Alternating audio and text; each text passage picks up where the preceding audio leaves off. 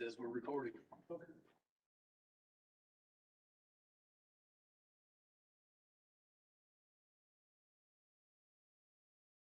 County Board of Commissioners to order.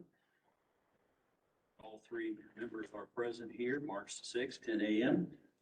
In just a moment, we're going to ask you to stand and to join us with the prayer and Pledge of Allegiance. This morning, our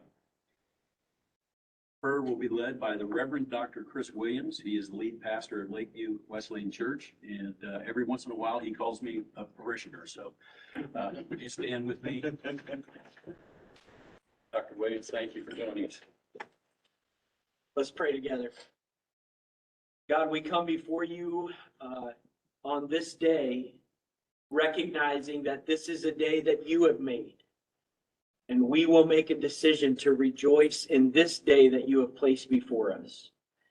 We are mindful of what the scriptures tell us to come into your courts with thanksgiving and to enter into your courts with praise. And so, God, we call to mind right now all of the blessings.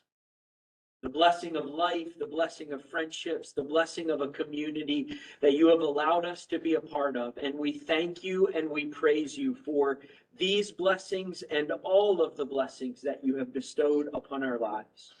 God, we're grateful for the freedom that we enjoy in this nation. And we are so grateful, God, for the way that you guide and direct our steps each and every day. God, for this meeting that is now in front of us, we pray for you to give wisdom as decisions are made. God, we pray that as people make presentations and present different points of view, that you would allow all of those presentations to present truth in front of this committee today. And God, we're asking that for all decisions that need to be made, you would give wisdom, that you would give guidance, that you would give direction. Lord, where courage is needed, I pray that you would give courage. Where grace is preferred, I pray that you would give grace. And I pray, God, that your presence would guide and direct these deliberations today so that you might be honored and you might be glorified by what is done in this chamber today.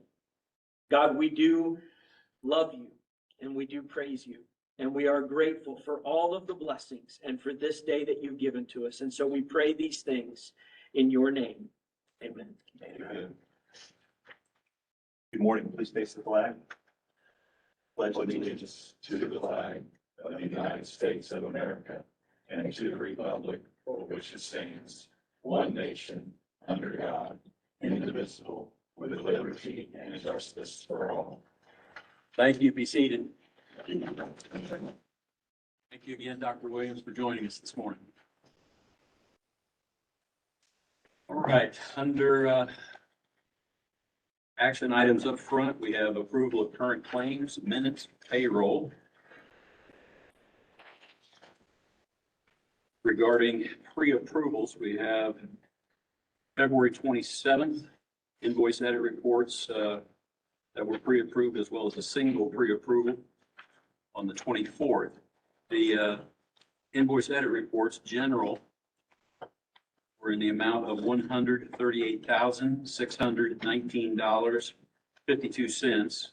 Other batch, $180,818.28. And the highway batch, $30,629.24 for a grand total $350,067.04. And then the single approval was in the amount of $721.66 for Superior Court. And again, those pre-approvals were given. We would need a motion to ratify those pre-approvals. I'll make a motion to ratify the pre-approvals. Second. Motion, Mr. Stewart, second, Mr. Wright. Any discussion on those? Sir. All in favor would say aye. Aye. Aye. Aye, it is carried. Today's invoice edit reports, general invoice edit report in the amount of $391,003.14.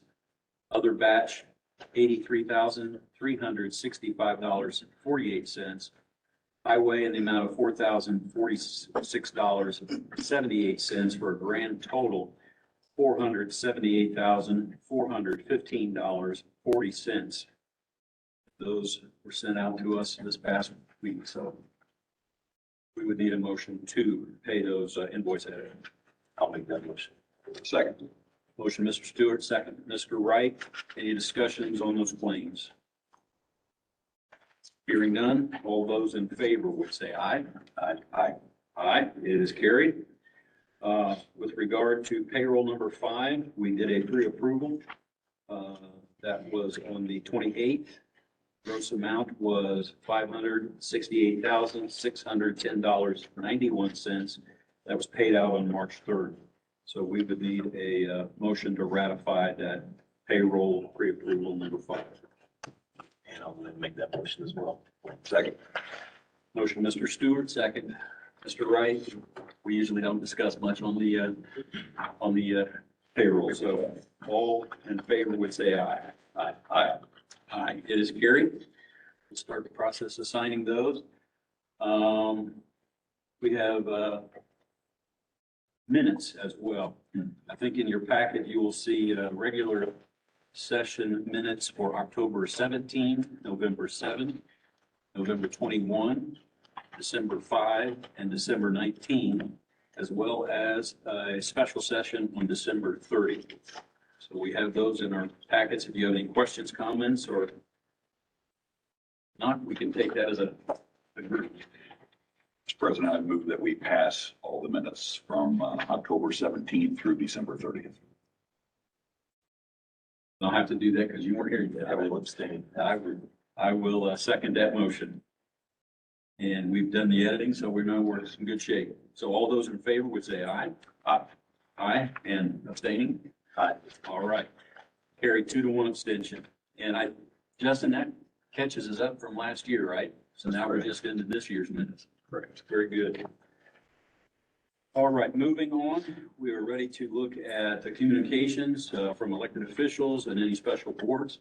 Anything from the auditor's office? Not at this time. Auditor is happy. Yes. See the sheriff in with us this morning. Anything from the sheriff's department? You're going to be with us here in a few minutes on a request. Other elected officials, updated reports.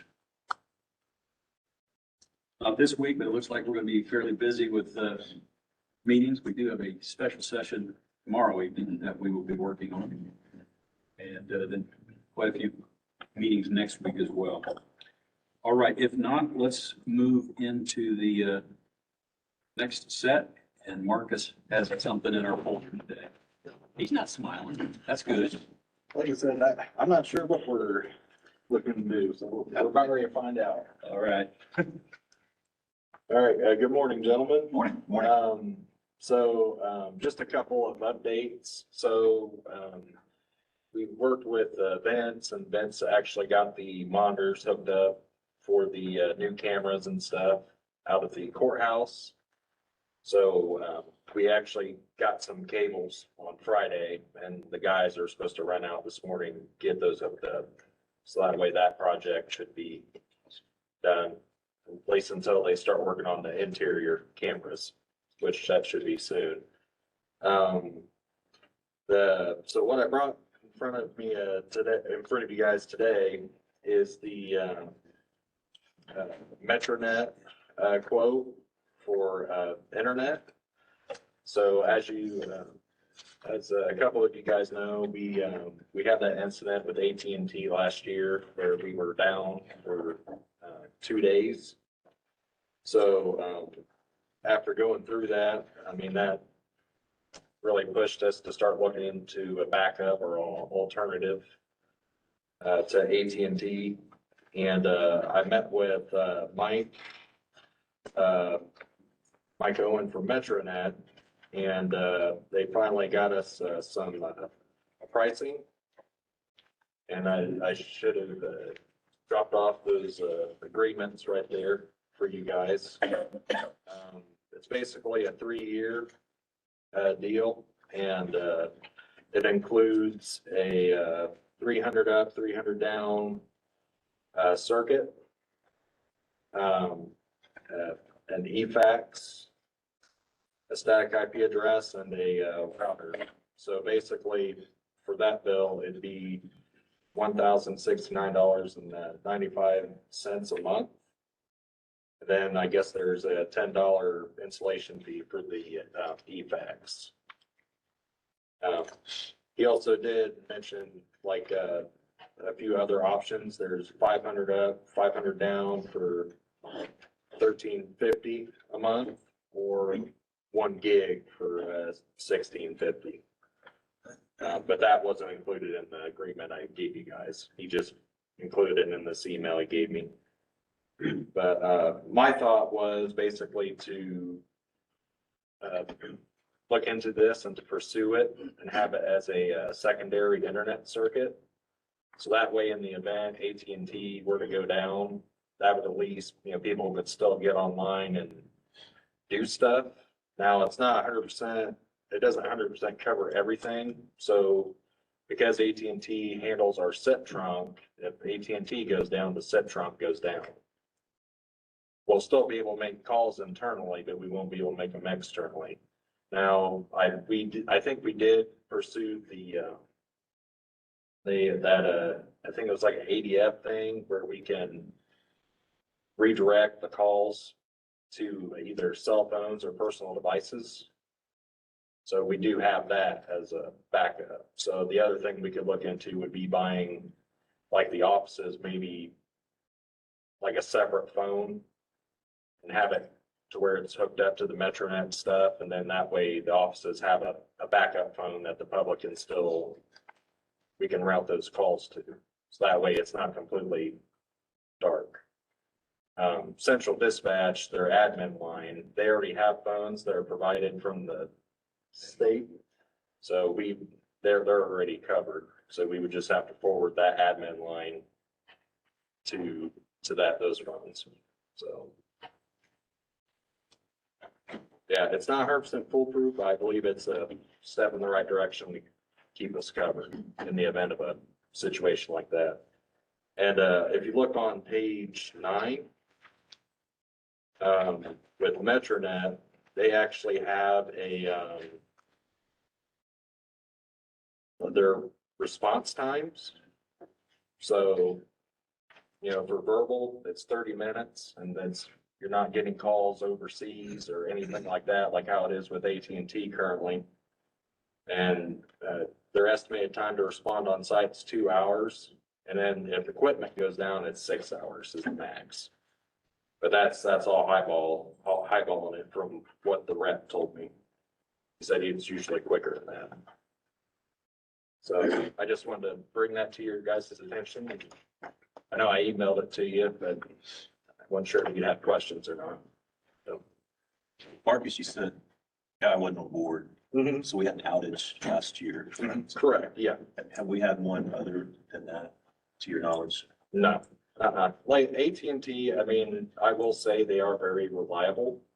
But it was just an equipment malfunction. They needed a tech to come out and they did something to it and they had it back up and running in 15 minutes.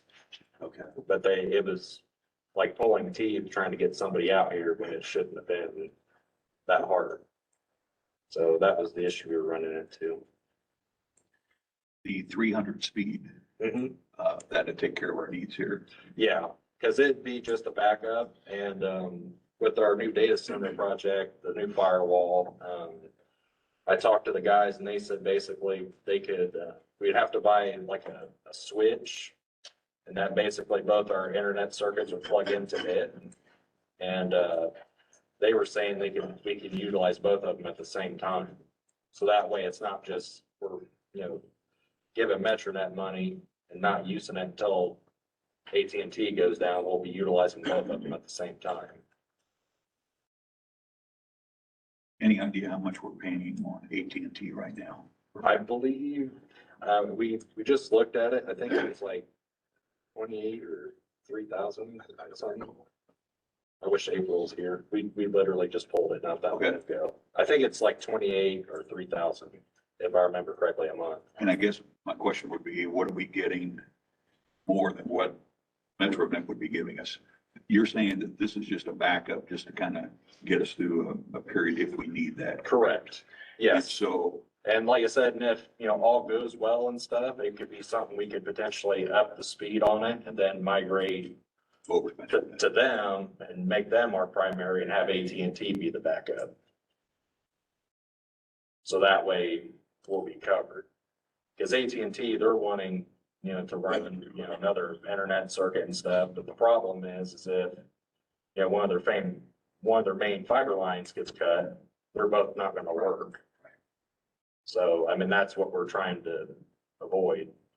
So, with this, it's like Metronet, their fiber it's a completely separate entity. And, with this, it also allow them to get downtown, and this would also open up, more possibilities for local businesses to have access to it as well, because it's pretty much just AT&T and Spectrum right now, Do to my knowledge. you know the speed of AT&T? AT&T, currently right now, we're still sitting on I think it's 200 up, 200 down right now. We have, the one over at Central Dispatch is basically, we're just waiting to get moved over. That one's 400. 400 up, 400 down.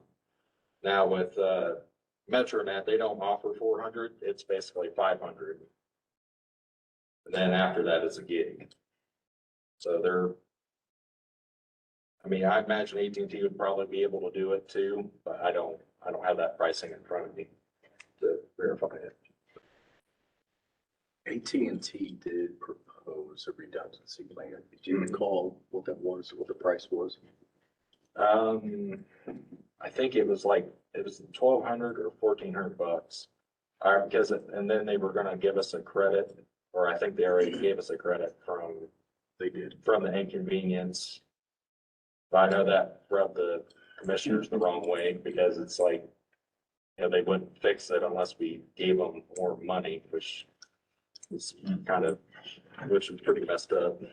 So, AT&T isn't the only game in town anymore, but, everything that we're doing right now is for our phone system.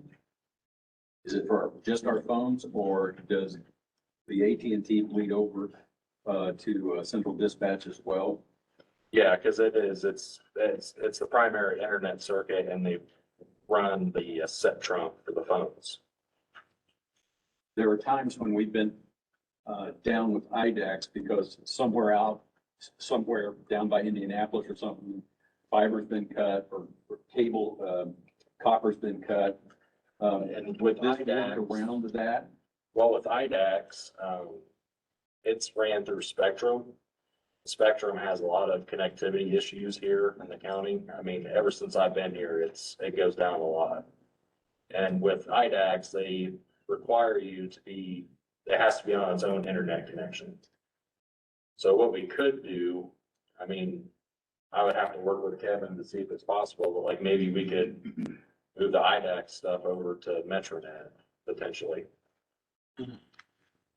But that would be, I'd have to work with Kevin on that, because I'm not exactly sure what all their requirements are for it. Contract for AT&T, we gonna enter? No, this month to month? they've been wanting to redo it for a while. So basically, I think we've just been doing the annual. Now, I know, Central Dispatch, they have I think it was a 10-year or a 5-year? I think it'll be up in 2027 for the 911 call stuff, because it's its own separate animal. And is there a contract here on Metronet? Yes, this is a 36. 46 month? Yes,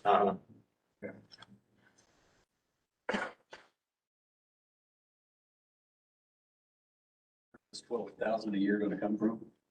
well, I was assuming it would come from the commissioner's budget, because that's where the current internet bill comes from now. But if we were to have to, go to the council for it, we'd have to do that. I'm almost sure that we don't have $12,000 buffer in our current line item, so, Yeah, because usually it's sad. yeah, we try and pare it down to just what we need, so this would probably require us to ask for an appropriation, gentlemen.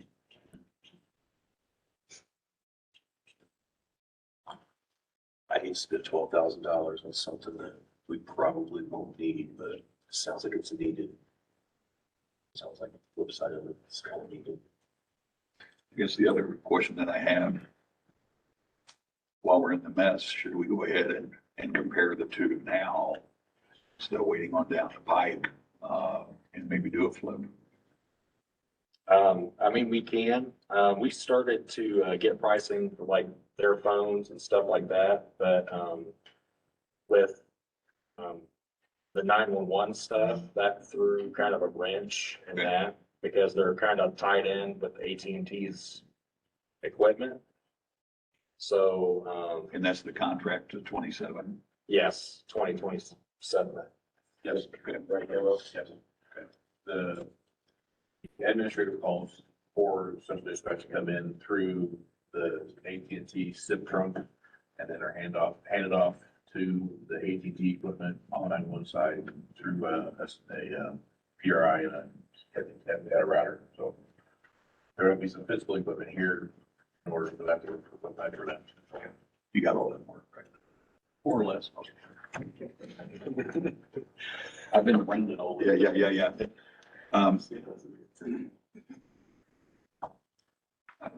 I'd like to see that done at some point. Don't you think so? Yeah, absolutely. Yeah, I mean, I could absolutely, get an apples to apples, if you guys want.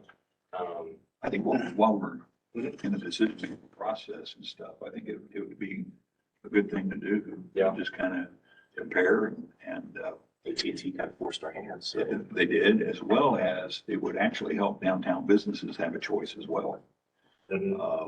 Which I think would be a nice gesture on our part if it's not costing us any money.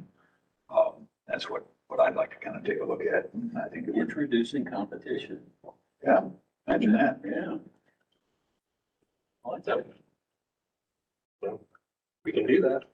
So we're probably not going to sign off on this. No, and that's perfectly fine. I just wanted to get it in front of you guys and discuss it. See if we can get an extension on this. Yeah, well, and like I said, because I'll get pricing for the apples to apples comparison too. I'm sure they give us an extension if we were taking a look at, Yeah. everything else as well. And I've been working with them for the last 4 or 5 months. Yeah. So, I mean, they're definitely vested in it for sure. Because they definitely want to come down here and help us, but they also want that opportunity to be able to, potentially service downtown. And Metro has already started running infrastructure to downtown. They've already put a hole in our new parking lot over there. So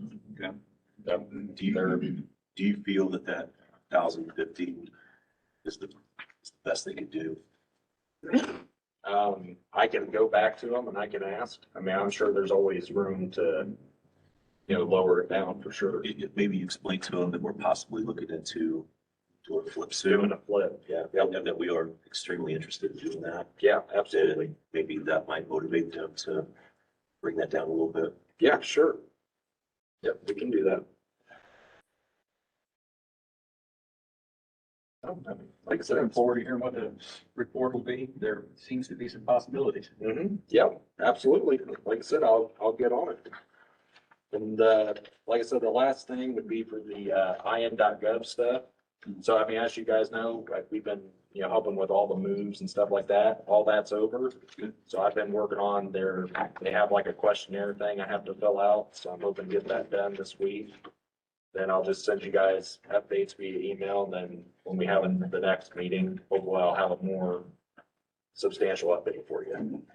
So I just wanted to let you know I haven't forgot about it. Good. So thanks again, gentlemen. Thank you, Mark. Thank you. Mr. White?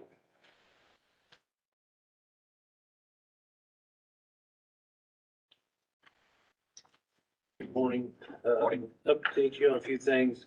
We did get the liquid asphalt bids for 2023 scheduled for opening at your next meeting in March. Let you know on that. Road use agreement, I think I copied you gentlemen on that from that company out of Blackford County that was want to use our East County Road. I talked to Mr. Persinger the other day and he said he'd like to review it. Then I'm supposed to sit down with him and make sure we get everything on that we need. So we're working on that. Next week I'll be at road school for a couple of days, just to let you gentlemen know. And, we went out last week and shot elevation on the lady for her pond there on Crane Pond situation. We're still working on that. Need to get a hold of the president or whatever, Crane Pond, make sure that we're okay on that. But I'll bring some information back to you gentlemen. A lot of it's going to have to be done off right away, so I'll have to get your blessing to allow me to do that if we do get authorization to do it, so. Then Will that come, I'm sorry, David, will that come with some kind of a written sign off from that landowner? right, yes, both the landowner to the west and the one to the Crane. So I'll make sure that we get all that done before we present what we'd like to do, so. Then the only other thing I had was we had a pipe that floated out the ground on Friday evening. And I brought you some pictures. I'm supposed to meet with the company tomorrow to see if there was something wrong with what happened, so. That's a lot of pressure.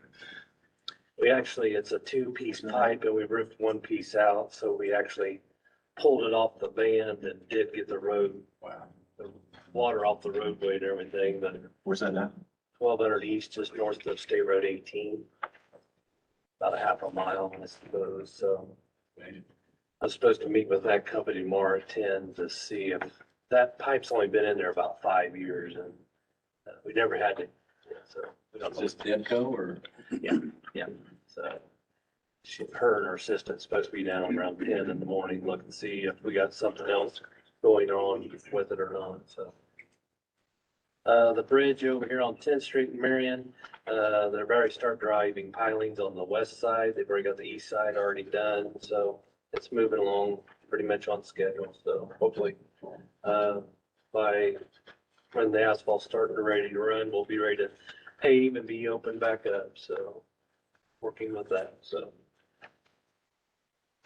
That's all I have, unless you gentlemen have anything. I'm good. Thank you. Thank you.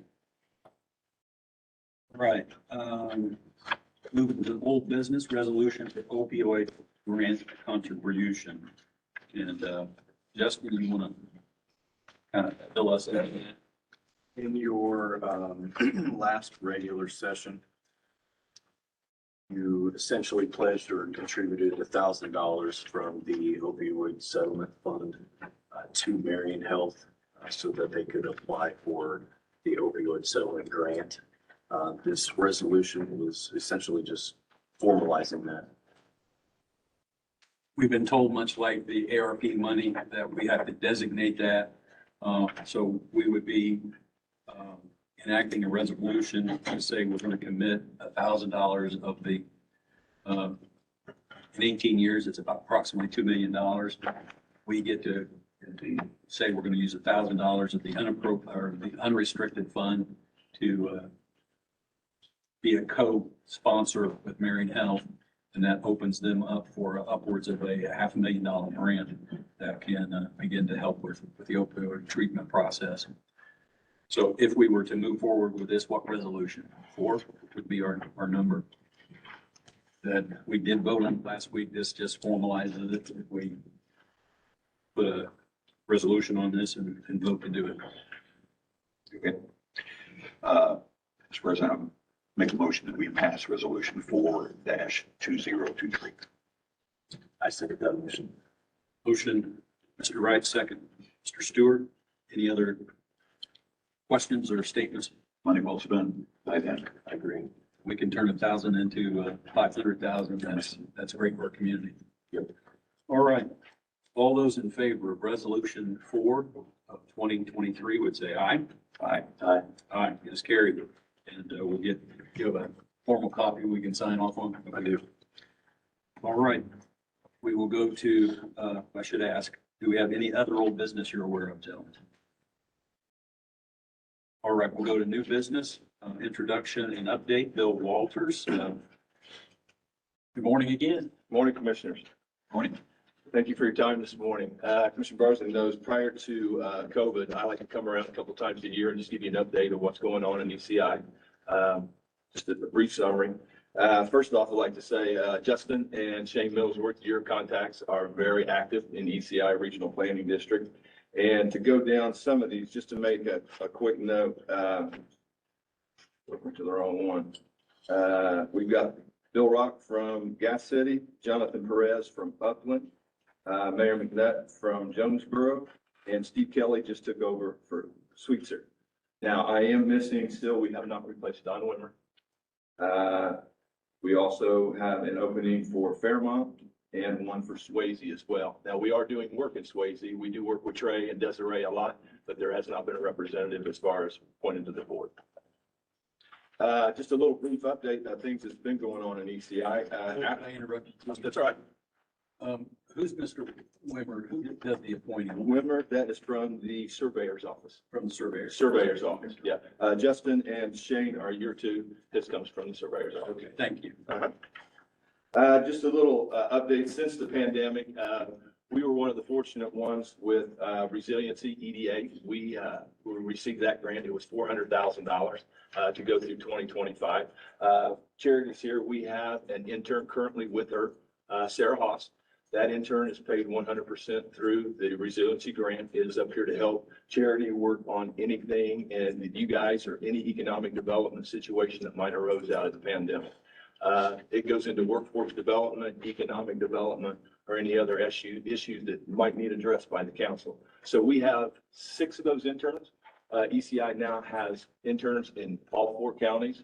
We are Grant, Delaware, Blackford, and Jay. So we have interns working in all of them through the Resiliency grant. That grant goes through 2025. So we will have staff on the ground here for a little while. So if issues come up, problems arise, work with charity, that is what those interns are there to do. Also, we received last year, it's October. This one here is for Delaware County. We received $500,000 in EPA grant funding for phase 1 and phase 2. What this does is allow us to do the phase 1 and phase 2 assessments to clear the liability for those properties so that you can move forward with development on it. If you have a developer, there is some form of contamination, but we can get it isolated, get commitments, work with IDEM. Development can go on after the phase 1 is done because that releases the liability from the future developer. Does it release the former owners of the damage that was done? It allows the city to move forward to get it back on the tax roll, why the insurance and why the law is chasing after the cost from the insurance companies from the previous owners. So we just got started. We spent less than $50,000 of that. It is for the whole county, but it targets specifically a 3 neighborhood area. Which the reason I wanted to say this, I have worked, and I think Mr. Barsney, you were here when we tried to do this in Marion, Grant County. We have a great relationship with David Lloyd at EPA. They would love to do one in Grant County. We know there's some brownfield sites here, currently working on one. This is crazy. Dana, yeah, I know this is coming up, Charity. It's funny. I had a meeting with Charity right before this. All of a sudden, we have 3 players that are interested in Dana. Don't ask me and there is no commitments. 3 people are interested. Forever, this property set here. You know what the tax bill is on that. What I would ask you is please work with Charity. We will work with her in any way to relieve that piece of property, to get it back on tax rolls, even if it's from a tax certificate to perfecting a deed to alleviating the back taxes so that we can get it into some interested developer, get that back on the tax roll and get you some revenue coming in for that. But if you work with Charity and however we can help you, we now know we have 3 players that are interested in that piece of property. Best Grant. This is the one that I have sent you a letter and it's a roadshow that you see on there. Best Grant, we started, we're on number 4. We're applying for number 5 here, I think by the end of May. Best Grant is Business Entrepreneur Service and Technical Support.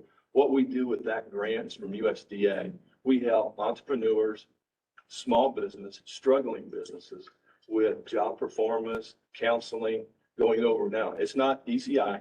This is Ball State professors, the Kaufman course, professionals, SBA, East Central Indiana's SBA, to give them a review and help them out. We know where to go get funding, all of that. This is 100% free to your entrepreneurs, to your businesses in your area. The roadshow that I passed out to you, that you've seen in your email. The current one, we are going to do in 3 counties because Delaware's been the hub of the region. So we've had some there. So now we're spreading out into the other 3. But the 3 workshops planned for Grant County in April, providing excellent customer service based on the Disney model. It lasts for about 2 hours. In May, we're interested in the mental health awareness for entrepreneurs and business owners. This is a tough environment out there. These small businesses are struggling, and it's not just for the customers, the mental side of it and the family side of it. And in June, starting a side gig or side hustle, 90 minutes. Small people looking to increase their wages but still be involved in their community. These are programs that Ted Baker will coordinate with charity, with some of the commissioners and mayors in the town. This all comes at 100% no cost to you. So please get the word out, invite all business, anyone that's wanting to start. This is what this is for. USDA has been very supportive in East Central Indiana. I know the only one that I have done the big loan was the Inox Corporation. They've done something as large as $40 million with bank backing to something as small as $20,000 for a coffee shop. It depends on where it's at, and there is funding out there. We just need to have the conversation. Just a real quick question. Yes, sir. Is that grant money? Is that That- loans? That on the What? On the best series, that is grant money that doesn't have to be repaid for the Okay. services. Now, when they go if they were to use that and go to the next step, which is financing Yes. through SBA or through a bank of some, now that would be totally separate. That is not with ECI. Okay. ECI would lead them to those avenues of those individuals that are working with small bank with decent rates, with ones we worked with in the past that know will work with the small business. Let's see, community crossing grants, Swayze, was one we were talking about. ECI came up with small areas that you have any of them. As we said, we work with Swayze, work with Switzer. We did the templates on this. When community crossing grants went out there, it would cost $5,000 to $10,000, maybe $15,000 to do a community crossing grant through an engineer. Well, we kind of figured out the systems, got the rotation down, what all has to be done. We can do the road rating, we can do the ITAP, keep it up to do the 5-year asset management plan, the reporting to NDOT. We can put your bid packets together in these small communities. We can send the bids out and we can close the books out. We do this for the small communities. We're looking at 2,000 and under. For the reason is all of those individuals work full-time jobs, and it is very tough for them to get this done. And they don't have $5 to $10 grand to hire an engineering company to do it. With ECI, I have a lady on staff, Justin knows Angie. We started $2,500 to join and then $1,500 a year to maintain. Now, these are small communities. There's some counties that's asked us to do it that is different, but this is just for the small communities. That allows them to keep their road program up to date from year to year without any pressure. They pick the roads. They know what their allotment is, what their allocations are from their June and December draws, and then we can plan accordingly for January and July's commitment to CCMT.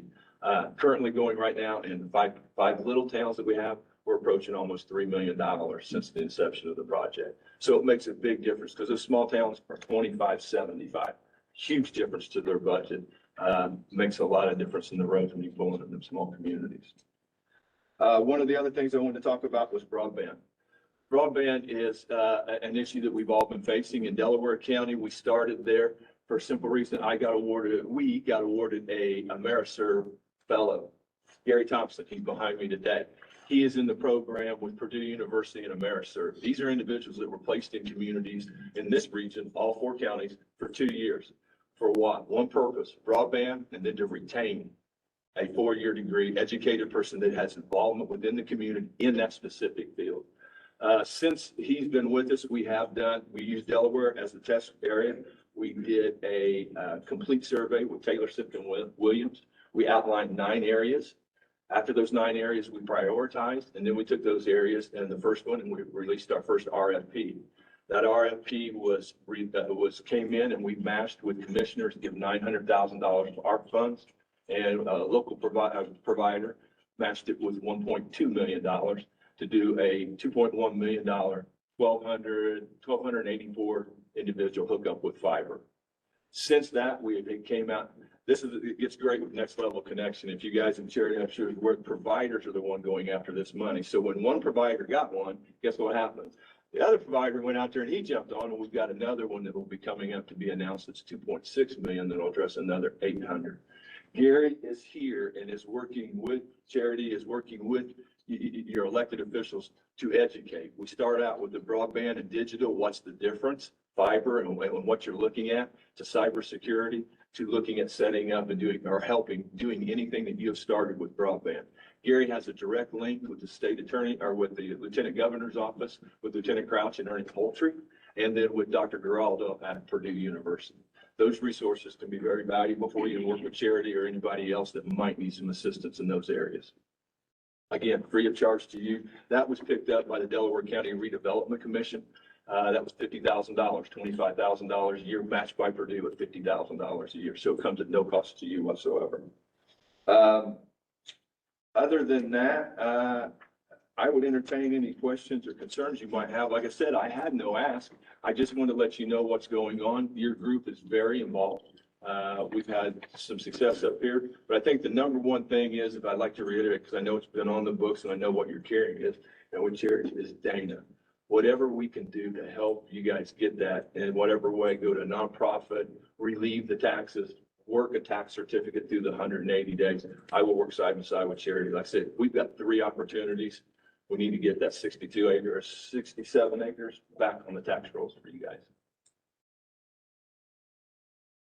I will be sticking around. If you have any questions or concerns, I'd be more than happy to address after the meeting. I'm meeting Mr. Wright afterwards, so I'll be around for a little while. Thank you. Thank you. Thank you for your time. Thank you.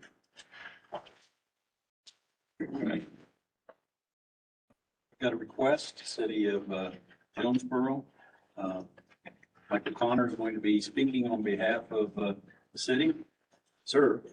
Good morning, Commissioners. Thank you for having me.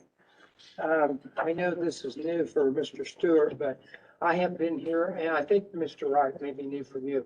I've been here before for the Marion Utilities to do exactly what we're asking you to do, and that's basically take a property that's not doing anybody any good, that's on your commissioner sale schedule, and we're asking you to assign the tax certificates to us.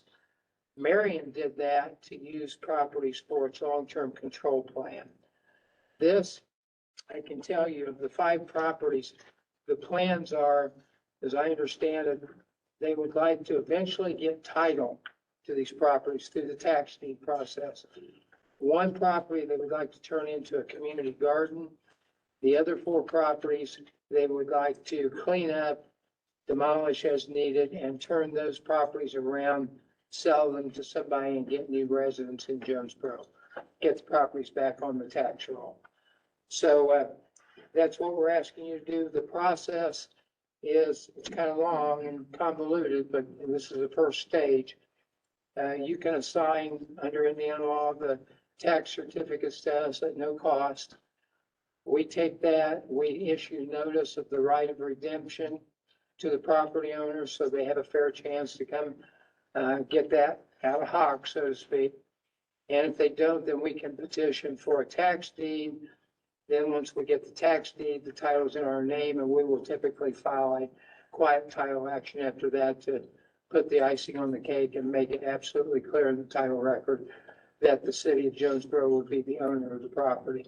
And then as quickly as we can, we'd like to put those properties to the uses that I just outlined. So I think this is good for all concerned. It's good for Jonesboro and shows what a little town like ours is trying to do. I'm pleased as their attorney. I'm pleased as a resident of Jonesboro that they're doing this. So if there are any questions I can answer, I'd be glad to do so.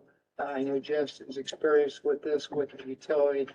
It's pretty easy. Once you do that for us, there's not much more for you to do except sit back and hopefully watch the success. I just have a question. Yes, sir. So is there, these are owned by individuals at this point, correct? Correct. And so, is there a time that they have, once you start the process, that they can go back Yes. and correct? Walk me through that just a little bit. You would put me on the spot on the number of days. I want to say it's 6 months. Okay, But we issue them the notice as required by law that spells out exactly what they need to do. It's usually nothing happens though, because if they haven't done anything to pay their taxes and get the property, keep the property clear, they're probably not gonna come in after the fact and get it cleared off. They have to pay our expenses and things, so it just gets a little more costly for them. So not very likely, but yes, they are, by law, they must be informed of those rights and have that fair opportunity. I think you could probably help us a little, Angie. These properties have gone through multiple tax sales, and after they have not been acted on at the tax sale limit, then they come to the commissioner's certificate sale. Those are in our hands now after they've already gone through multiple tax sales with no type of action. So then we have the opportunity to assist our municipalities. It's really unbelievable how much due process the people get. I mean, they get the tax sale process, the chance to redeem it there.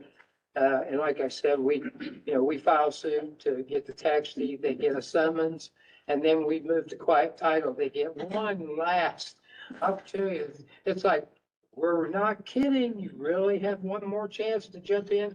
And if this is still your property and we've done something wrong, speak up or forever hold your peace. Okay, So very fair. Thanks for walking me through that. Absolutely. I think we would be considering resolution number 5. If we were ready to act on this, gentlemen. I'd like to make a motion that we approve resolution 5, 2023. Second that. All right, have a motion, Mr. Stewart, second. Mr. Wright, any other discussion or questions? No, sir. All right. All those in favor of resolution number 5, 2023, that would be to transfer tax sale certificates to the city of Jonesboro, Indiana, with the exhibit, with the appropriate addresses and parcel numbers, would say aye. Aye. Aye. It is carried unanimously. Thank you, gentlemen. Sure appreciate your cooperation. We'll keep you posted, hopefully with more good news. You guys, if you could send me the fully executed version, I appreciate it. Thank you, gentlemen. Have a good day. Thank you. Leave next up, Sheriff Garcia, union agreement amendment.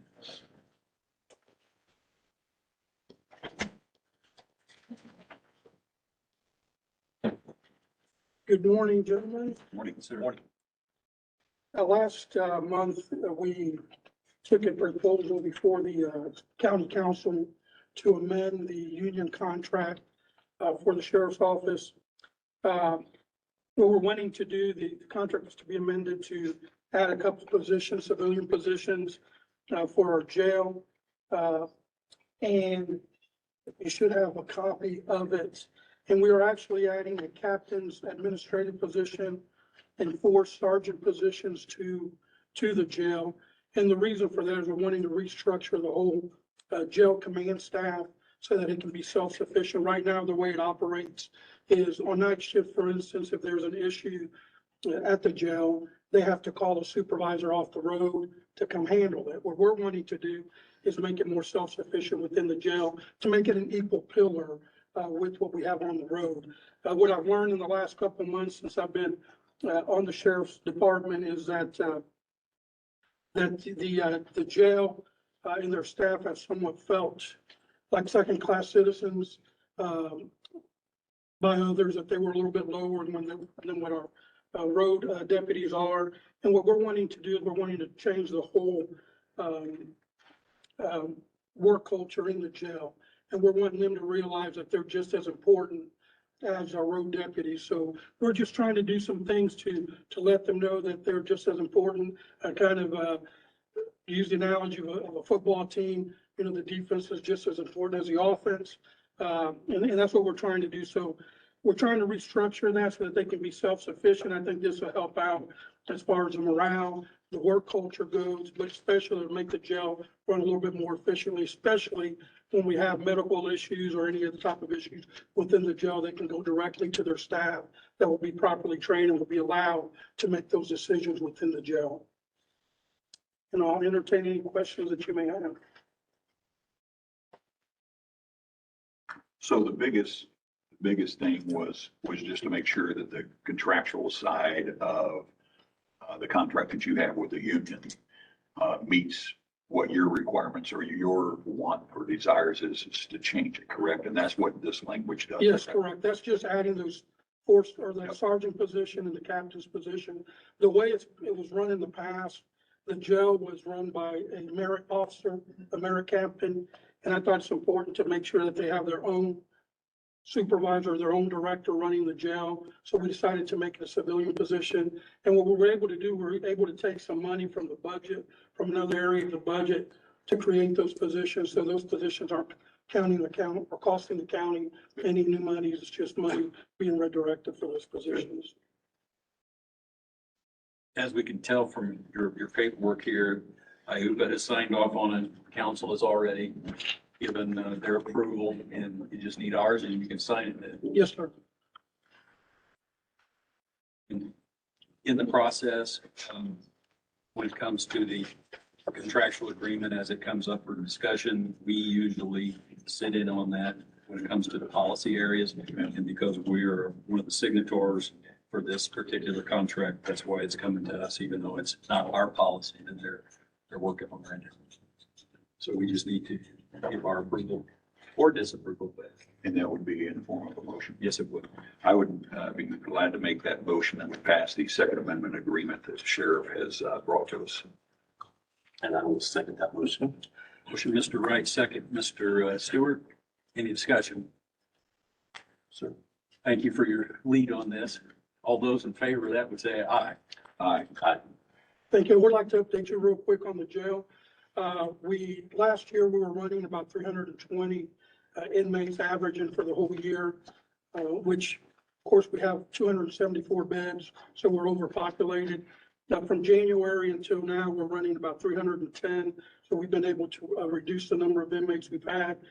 Today, we have 313 inmates in the jail. However, we're getting ready to transport 6 of them to DOC.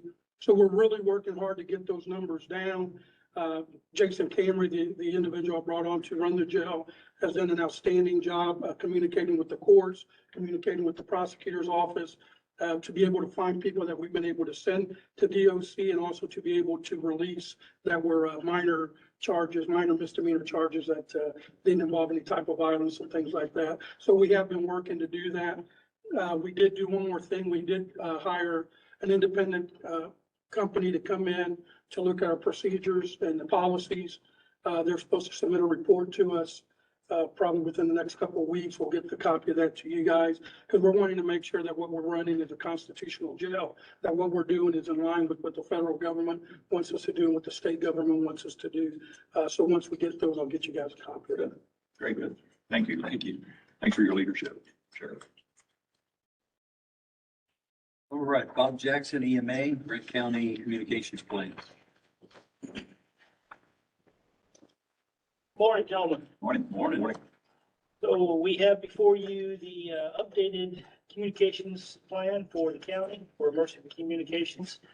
This has been a long time coming and really the first update since we have brought on the consolidated efforts and combined dispatch centers into central dispatch. So it's we took a lot of extra time to make sure we got this as accurate as we could. I believe you've had an opportunity to see this, I hope. Okay, good. It's a long document. It is. It covers a lot of areas, but it's important stuff. So this is the overriding document that provides us direction on how we will communicate, particularly in the event of a large scale disaster, how we will be interoperable and work with EOC in different areas. So this is, as your representative, make sure that we want to make sure that this was brought to you before, and actually we did present an ordinance that you would have to sign that before any of this would be put into motion, be able to be executed. So.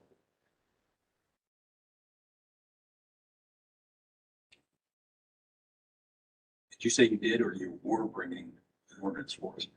You passed an ordinance already. Already passed? Yes. I believe it's referenced in there somewhere, and I'll be shuffling through papers to find it. I believe it's in section 3, actually.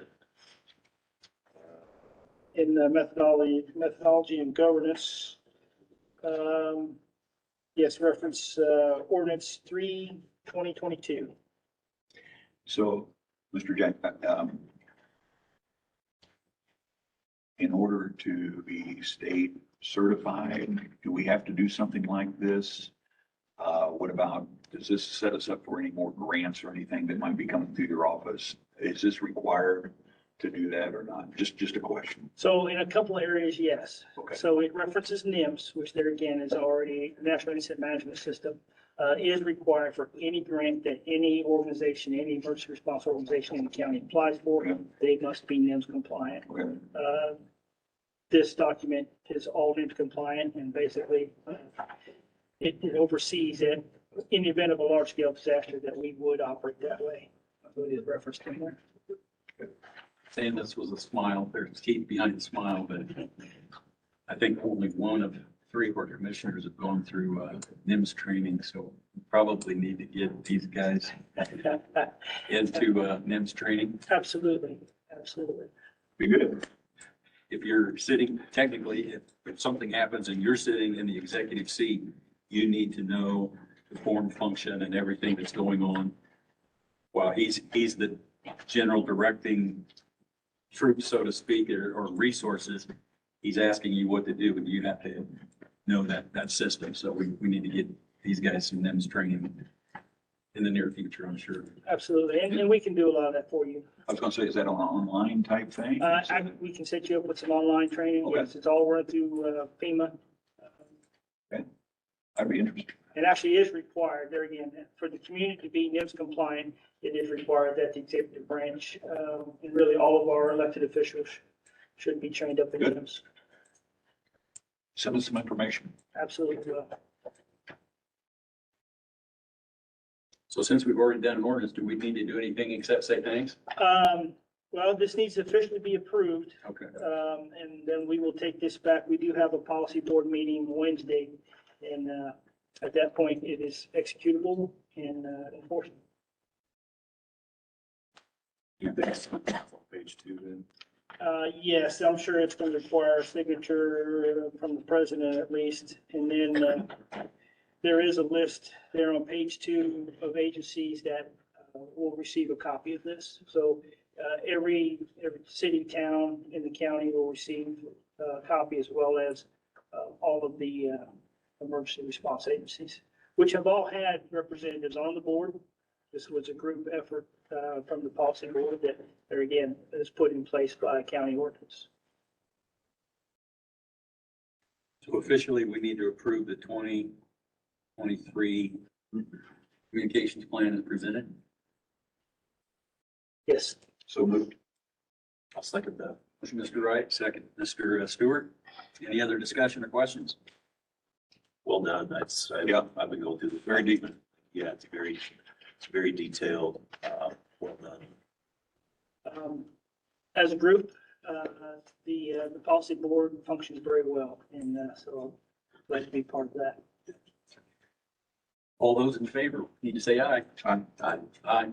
It's carried. Thank you very much. Thank you, Bob. Right, Justin, we've got a presentation on our farm lease. So this has taken place in the past. Essentially, we're just formalizing the agreement with the farmer that won the bid and formalizing it in a resolution. So I assume it's would be number 6.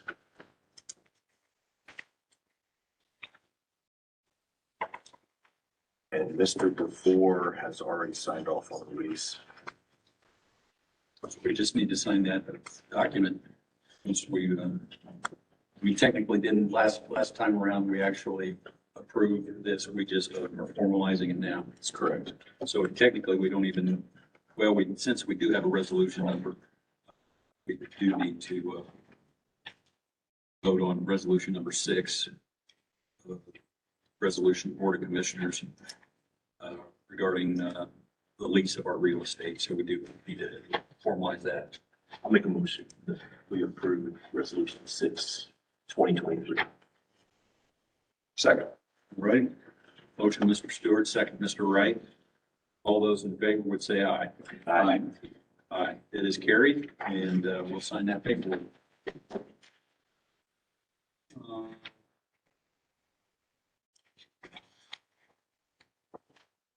I jumped ahead of that, didn't I? Okay. So we're done for 6. Yep.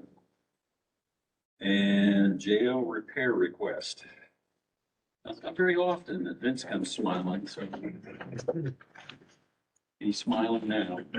Yeah, Huh. got two things here, gentlemen. First thing I got, we have a floor drain in the kitchen at the jail. The trap is rotted out of in the basement. I've got two quotes. I don't even think it's worth even mentioning one because it's so much higher. MCOR Services has quoted it for $12,956. This includes bringing someone in to x-ray the floor to make sure there's no electrical in it before they cut the concrete out. Repairing the trap and whatever cast iron that's compromised under the floor. And they are also going to add another floor sink for the other kettle that sits next to it. The other bid we got was almost $40,000. It's not even worth to be talking about. I don't know why it's so much higher. Other than they were going to take the existing trench drain out and install a new one. As well as install one for the other kettle. Apples to apples, though. The MCOR is exactly what we need. Yes. And this is all gonna have to be done after hours.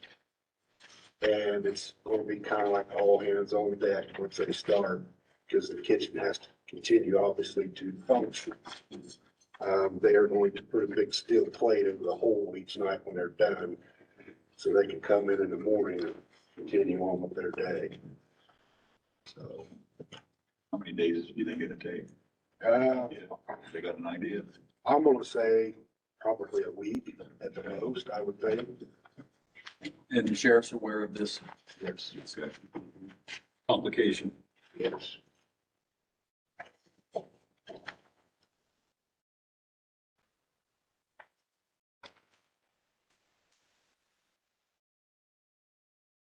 You know, I'm very happy that since he's done his homework, actually, we didn't take a look, just say we gotta do it at that 40,000. Yes. Well, I will, you need a motion? Yes. I'll make a motion that we approve that as presented. Second.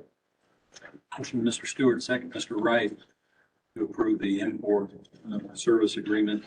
And you can come on, just add in at the amount of $12,956. Any other discussion or question on that? Sir? All those in favor, say aye. Aye. Aye. Aye, it is carried. Thank you, gentlemen. What's up next, Vince? I have a You want Vince to accept this quote? I think we can allow Vince as our Yes. director. I have another quote here. I've been working with Bowman's. The sheriff is paying to have 2 restrooms in the admin offices remodeled with his budget. About 3 days before they started to tear into the bathrooms, I got a complaint about some sewer gas smell. After further investigation, there was 2 vent pipes that were visible that were cracked. They are in a chase that's about 18 inches wide in between the 2 bathrooms. And there's 4 to 6 inch mains in front of it running upstairs. So we have to tear the wall out of the bathroom to get to those pipes. And they are estimating $6,700. They've subbed Kennedy's out to do the fixture replacements in the bathrooms. And since they're going to be on site, I just had them throw them a bone on that. See what their thoughts were on it. So they're going to have to tear the block out where the women's sink is at giving them access to those pipes. And it may be a thing I may have to come back to you. I don't know what they're gonna find once they can get in there, because like I said, visibility is almost zero in that chase. I'm just trying to rethink this. Is this the restrooms in intake or is it restrooms out? It's right next door to the shift office by door 8, Okay. down that hallway where the captains are. And the question I have, so this is Bowman's total proposal, 6,700. Correct. Are you saying Kennedy's would be above this, or is that No. Kennedy's is in this? I'm assuming this is Kennedy's price involved. I got you. They're subbing I got you. Kennedy's out. I got you. Now. Okay, I'm with you now. Yep. So that'll be Bowman's price of tearing the wall out, Yep. replacing it, painting it, plus the plumbing repairs. And they're in there doing some other work right now, my understanding. Yeah. This would be the opportune time to go ahead and take care of this. So it'd be at a less expense, correct? Correct. They've got it all gutted now. We're just waiting Yep. on this to go through Yep. and because obviously that'll have to be done before they put the sinks back. Chair, ready for a motion? Yes, sir. I would make a motion that we accept Bowman's construction cost of $6,700 to repair and give Vince the approval to go ahead and sign off on that. I'll second that motion. Motion, Mr. Wright, second, Mr. Stewart. Any other discussion or questions? Hearing none, all those in favor would say aye. Aye. Aye. Carried. Thank you, sir. All right, I believe we're ready for presentation of Title 6 resolution. Nancy, how many times do you actually get to talk in front of us? Well, this came up, this is kind of a last minute thing, not last minute, but it was brought to our attention, received an email from NDOT Friday saying that we are not in compliance with our Title VI and our ADA transition plans. This is one of the things, and I apologize, I'm kind of like, I kind of got thrown into it back in 2019, and I put together the Title VI implementation plan, which I can update. That's not a problem. And what I'm asking you to do is, I was the Title VI coordinator, and David White is the ADA coordinator.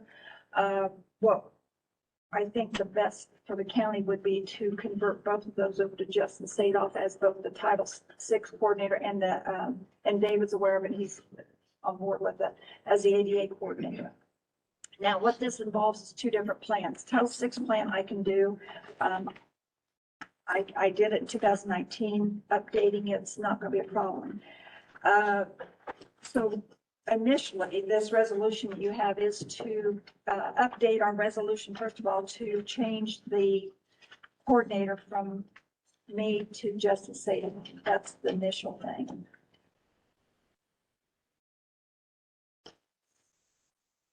And this involves a lot of money in grants, the community crossing grants, and we have to have these compliant. And they've always allowed us to write a letter saying, oh, we're going to be compliant, we're going to be compliant. And now suddenly they've said, no, we have to this Thursday to get them a letter saying that we are working on this. So, and just so you know, the Title VI has to be updated annually, which I last updated in 2021, so we're not too far behind. ADA every 3 years, and the last time it was updated was 2013. So we really need to do that. So the first thing would be changing the coordinator from me to Justin. And you see that resolution, I think it's in front of you. I believe Mr. Walters might want to say something. Did you want to say something? I would just, that is one, as I pointed out on the CCMD, just that we can work with Angie and help you with that in the ADA, because that is part, you have to keep the ADA and the Title VII updated. That has to be done, or you are ineligible for the community crossing grants. That's one of them that we help with as well. Thank you. Now, with that said, probably another resolution will be coming to you. This has to be completed by Thursday. This is the Title VI, the ADA, will be presented to you for pre-approval. That's will be ratified at the next meeting. we do a resolution for this, and then, you could by motion actually approve. Or that next resolution number would be with, the president signing off, as long as the attorney is pleased with the, wording. So we can do that as a motion after this particular resolution if you want to. So we would do a resolution, resolution 7, and this would cover Title VI. This would cover the Title VI, and then we could also move to approve resolution number 8 after this, and give the president an authority to sign off after the attorney approved it. Okay. Do you need 2 separate? We would need 2 separate. Yeah, one's Title VI, the other one's ADA. I'll go ahead and I'll make a motion that we approve the Title VI resolution as presented. Second. And that would be resolution 7 of 2023. Motion to approve that as presented. Any other discussion on the Title VI? All those in favor would say aye. Aye. Aye. Aye, it is covered. All right.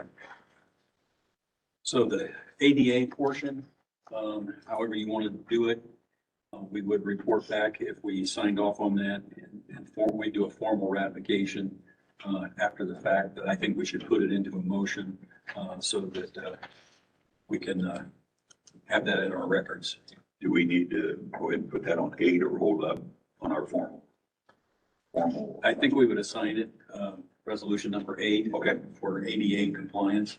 Okay, I would make a motion that we pass resolution number 8 for ADA compliance. I'll second that motion. And that's just converting everything over to his. Correct. The caveat would be with the approval of our attorney. Yes, with the approval of the attorney, and then you can sign off on it. As Authorizing it, and then we ratify it. very good. Next, that's the motion. Then, She did all that. Get all that. this came up kind of suddenly this morning as We will have to vote on it. So, oh, I'm we sorry. need to vote before we do anything else. Any other discussion? All those in favor would say aye. Aye. Aye. Aye. It's carried. Okay, then second thing, and I didn't know he did what his proposal, but this morning I did get a quote.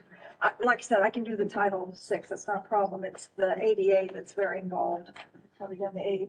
And so RMA done it 10 years ago.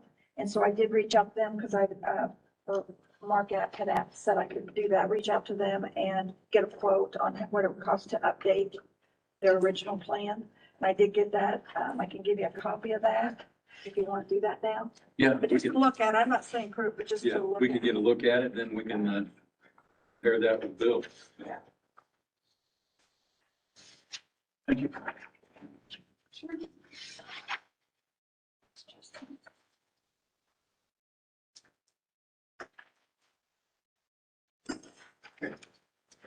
Thank you for the information.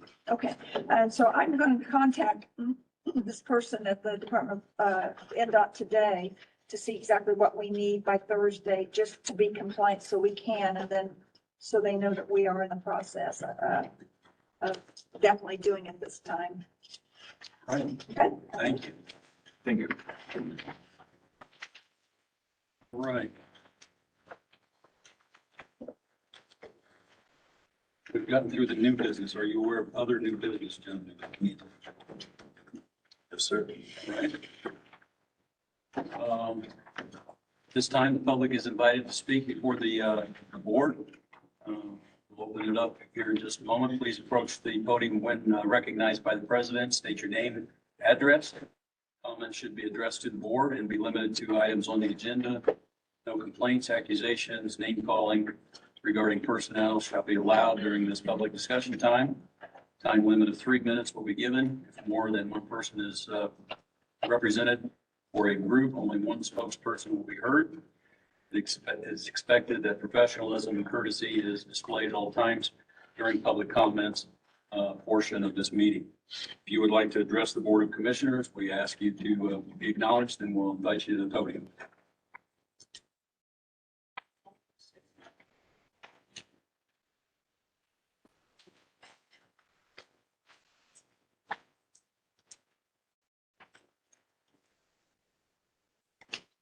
Morning. My name is, Morning. morning. My name is Lois Jones, 3982 North Ormond, Pennsylvania. The position, appointing somebody for the surveyor, this person. I'm sorry. The appointment for the person to be on the board for the surveyor. For Surveyor's Department. Well, I'd like to be considered for that if possible. You would need to contact our surveyor, Jim Todd, and let him know of your interest. That would be his appointment, yes. Okay, all right, that's all I have. Thanks for stepping up. Okay. Thank you. Thank you. Anyone else?